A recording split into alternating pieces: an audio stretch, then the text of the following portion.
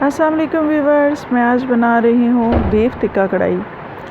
इसके लिए मैंने बोनलेस बीफ लिया था, जिसके मैंने बाइट साइज़ पीसेस कर लिए और उनको मैंने धोकर अच्छी तरह से फ्रीज़ कर दिया था। आज जब मैं बनाने लगी थी तो फिर मैंने उसको निकाल कर दोबारा धोकर कढ़ाई में रखा और इतना पानी डाल दिया कि जिसमें वो गल जाए। और उसके अंदर मैंने टमाटर, अदरक लहसुन पेस्ट और नमक, हल्दी और लाल मिर्च डाले हैं। टमाटर और अदरक लहसुन ज़्यादा जाता है। मैंने तकरीबन 2 किलो गोश्त में 1-1.5 किलो टमाटर डाला है और 3-4 टेबलस्पून अदरक लहसुन के डाले थे और मैंने उसको गलने के लिए रख दिया।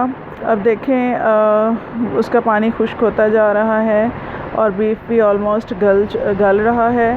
अब ये देखें सारा पानी खुश्क हो गया है और बीफ तकरीबन गल चुका है, बहुत अच्छा गल चुका है यहाँ पे।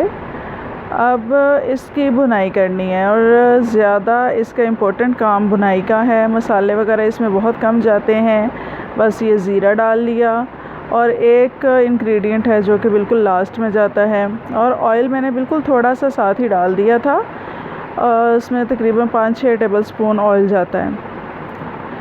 अब इसको भूनना इस तरह से है कि ये देखें कढ़ाई के नीचे भी अगर जो लग रहा है उसको साथ साथ आपने उतारते जाना है, साथ साथ उसमें मिक्स करते जाना है, भूनते जाना है अच्छी तरह से और इसको बिल्कुल भी नहीं रुकना, जलने नहीं देना। लेकिन ये है कि इस तरह से साथ साथ इसको उतारते जाना है कढ़ाई में जो लगे, और इसी तरह बिल्कुल आपने तकरीबन ये 15-20 मिनट लगेंगे उसको भूनने में। हल्की आंच पे आहिस्ता आहिस्ता आप इसी तरह करते रहें, भूनते रहें इसको।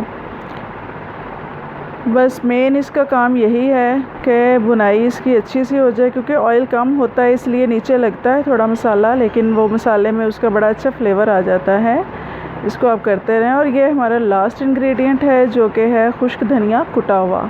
इसका एंड पे ही डालें तो फ्लेवर अच्छा आता है और मैंने इसमें सिर्फ 1-1.5 स्पून डाला है, बहुत ज़्यादा नहीं डालना। इसको अच्छा सा बस हिला दिया और ये हमारी कढ़ाई बिल्कुल रेडी है। इस स्टेज पे आप चाहें तो इसको स्मोक लगा लें कोयले का। और ये मैंने इसको गार्निश कर दिया है, गार्निश किया और इसको रायते और सैलड के साथ सर्व करें। इसको चाहे फोक के साथ आप खाली मिक्स करके भी खाएं, बहुत अच्छा लगता है।